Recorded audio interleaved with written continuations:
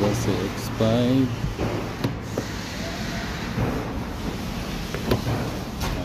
Key not detected. So yung problem nito,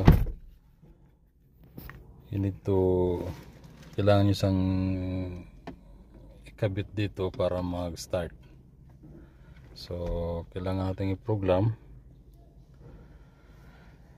So ito yung remote. So press nyo lang siya ng 1, 2, 3, then hold. Start, makita niya mag-blink siya, hold, then mag-blink, then remove, then start. Okay, so ganyan lang procedure. Press 3 times lock, 3 times lock, then hold. Wait nyo lang yung mag-blink yung light nya na red, then okay, done.